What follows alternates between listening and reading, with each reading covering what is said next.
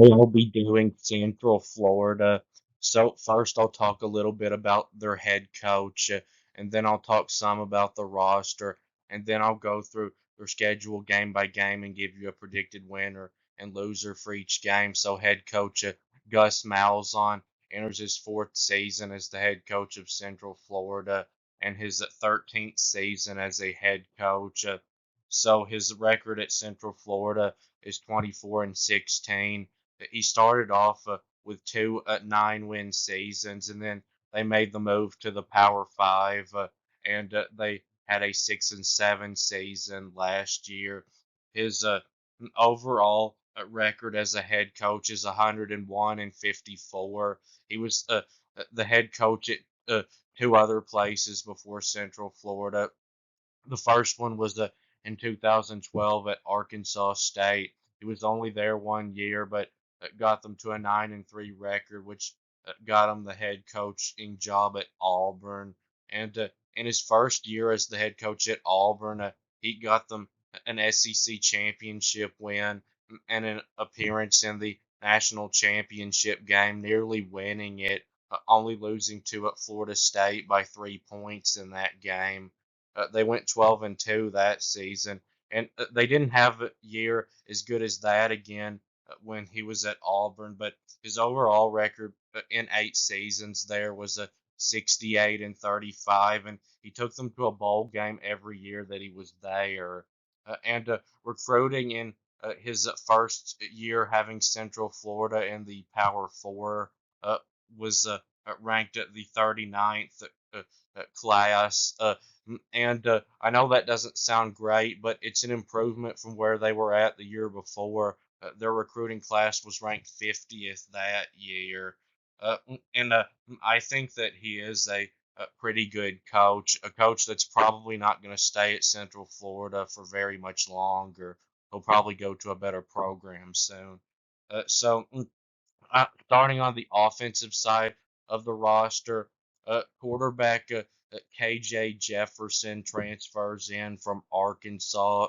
He was a 3 year starter there, and he's one of the most experienced quarterbacks in college football. He had school records at Arkansas for touchdown passes and total yards and pass completions. So he's a very athletic quarterback, a pretty talented passer, and a good runner. And he's a big quarterback at 6'3" and nearly 250 pounds. So his first year as the starting quarterback at Arkansas in 2021, he had in 13 games 2,676 passing yards and 21 touchdown passes, completing 67.3% of his passes, averaging 9.1 yards a throw. And he also had 664 rushing yards on 146 carries and six rushing touchdowns, averaging 4.5 a carry. And then in 2022, he only played in 11 games, but he improved.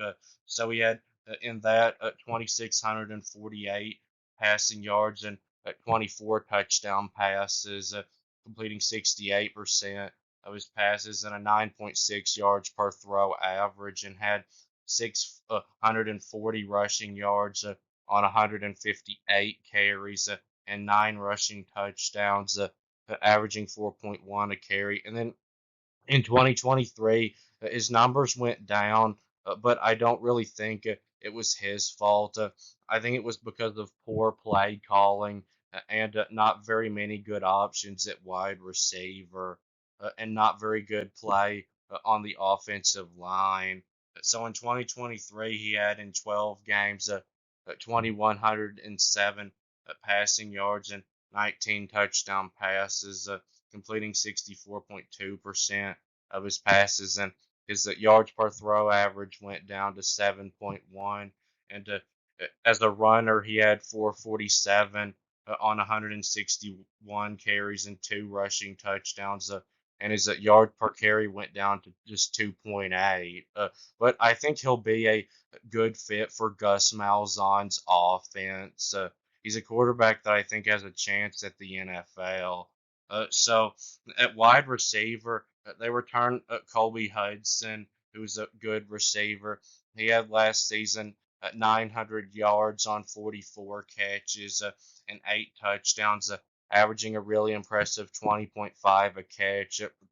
And they bring in a transfer wide receiver from Ohio, Jacoby Jones, who didn't play much in 2023, but in 2022 had 776 on 45 catches and 6 touchdowns, averaging 17.2 a catch. And then at running back, Central Florida is in really good shape. I think this could be the Big 12's best rushing team and one of the best rushing teams in the country this year. So they return R.J. Harvey, who is probably the second best running back in the conference, behind Ollie Gordon at Oklahoma State, one of the best running backs in the country.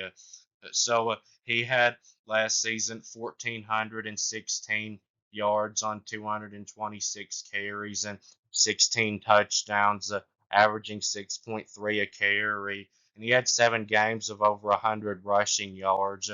And then they bring in a transfer running back from Toledo who is really good, Penny Boone, who had their last season 1,400 rushing yards on 194 carries and 15 rushing touchdowns, averaging at 7.2 a carry.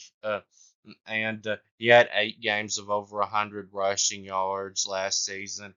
And they also have Johnny Richardson coming back, who had 573 on 87 carries and a rushing touchdown, averaging 6.6 a carry, and had 2 games of over 100 rushing yards last season.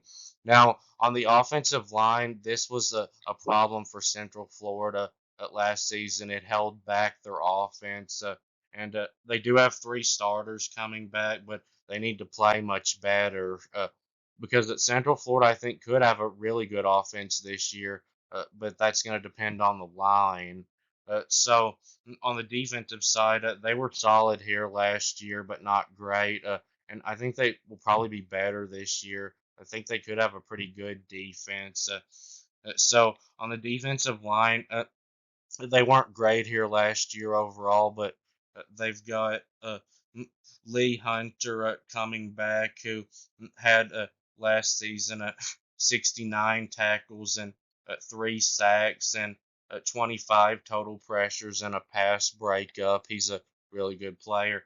And then they have Malachi Lawrence, who wasn't even a starter last year, but had 7.5 sacks and 14 total pressures and 27 tackles and a pass breakup. He'll be a really good player for them this year, I think, and I'm sure he'll be a starter on the defensive line. And then they bring in an FCS transfer, Dalen Dotson, who was really good at the FCS level. He had in 22 games these past 2 seasons combined 88 tackles and 14 sacks and 46 total pressures and 2 fumble recoveries and 4 forced fumbles and 9 pass breakups. And then at linebacker, they look pretty good. So they've got a transfer coming in from the FCS level.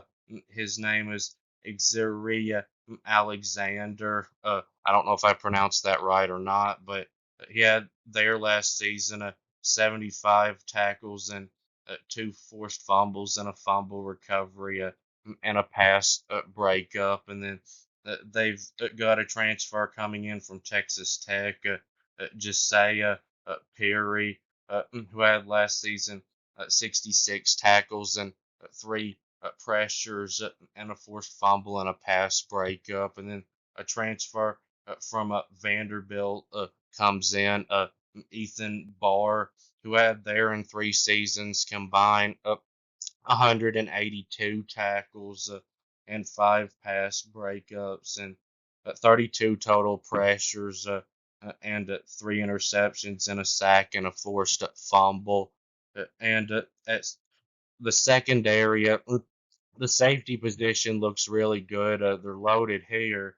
So they have Damari Henderson coming back, who had in 10 games last year 45 tackles and 3 interceptions, and two pass breakups and 2 forced fumbles and 3 fumble recoveries and a defensive touchdown.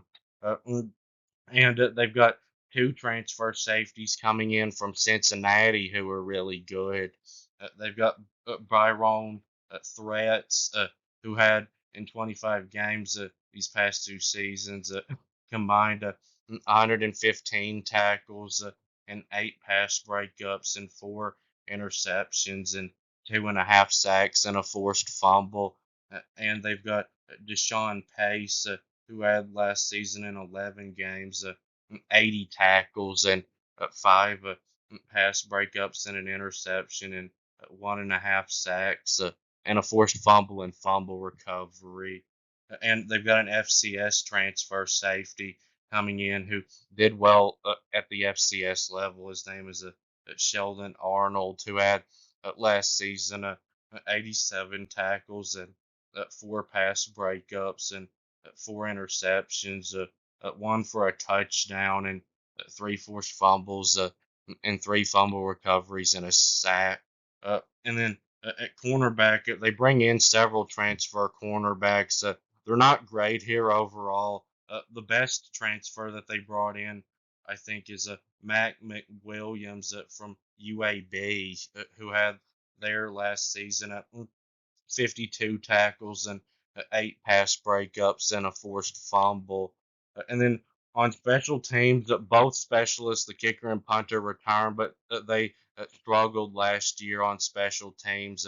They could do better here. But overall, this is a decent roster. So now moving on to the predictions. They start the year against an FCS team, New Hampshire. This will be an easy win. And then they play another FCS team, Sam Houston. This will be another easy win. And then they start conference play on the road at TCU. This will be a pretty close one. So I do think that Central Florida is a much better rushing team than TCU, and TCU and Central Florida are pretty similar at the line of scrimmage, in my opinion.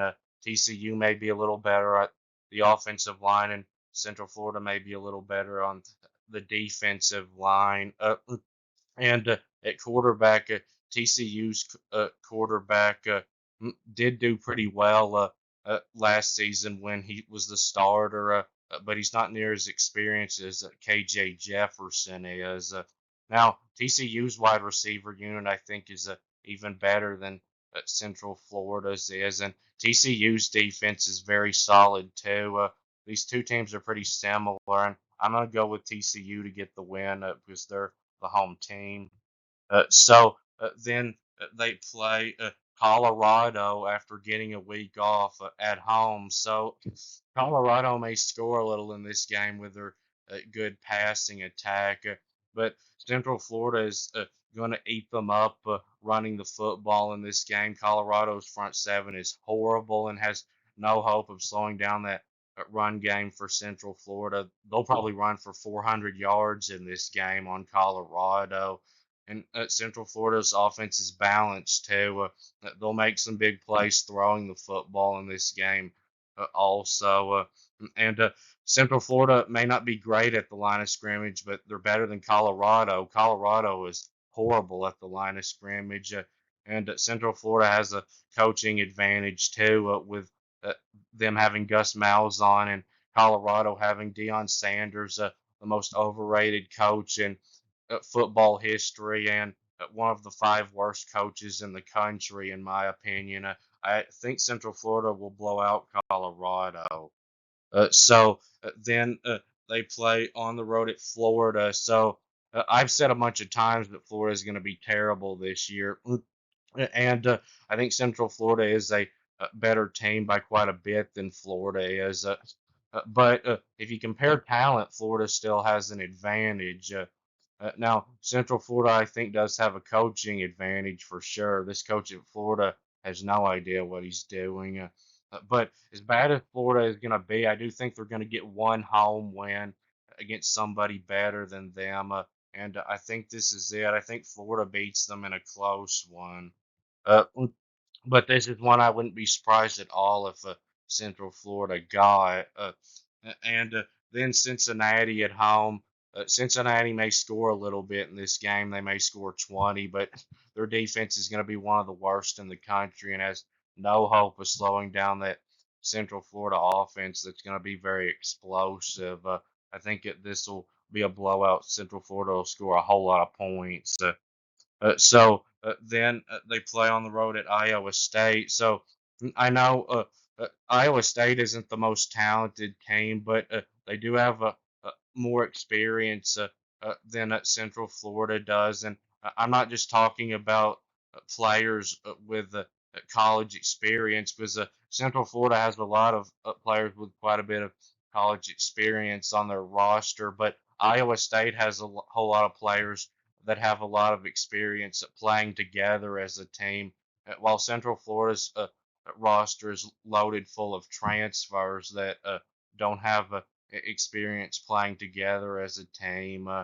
And Iowa State does have a pretty good quarterback coming back, and Central Florida has a better running back unit for sure, but um, Iowa State's got a better offensive line and I think a better receiver unit. And their defense is going to be pretty solid too, like Central Florida's. I think Iowa State's a little bit better, and I think it'll be pretty close, but I think they'll win this game. So then they play BYU, a team that is going to be awful, not very much talent, and not a whole lot of experience coming back. I think Central Florida will win this one by a couple of scores. Then they play Arizona at home. This is going to be a close one. I think there'll be a lot of points scored in this game.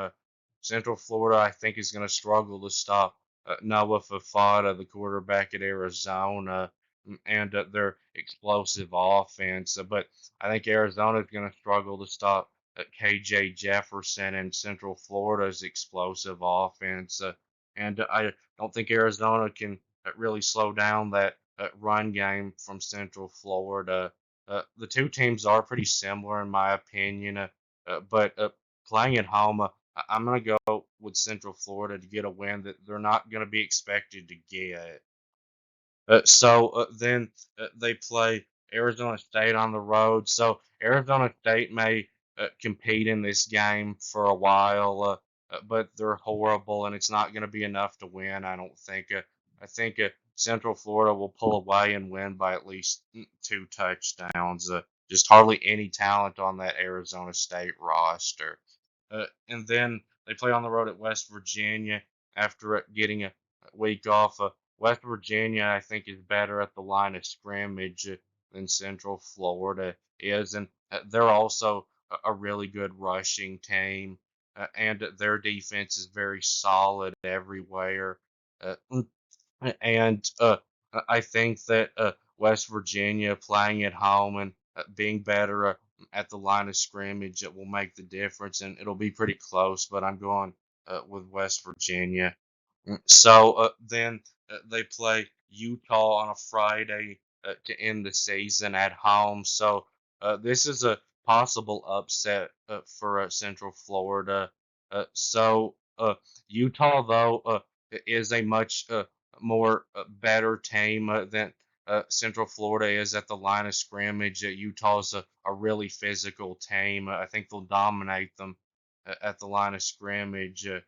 And Kyle Whittingham, their coach, is a really good coach. I think he's even better than Gus Malzahn is, one of the best coaches in the country. And Utah's quarterback, Cam Rising, is very good too. And even though Central Florida can match Utah pretty well everywhere else, the line of scrimmage, I think, will make the difference, and Utah will win a pretty close one, probably by like a touchdown.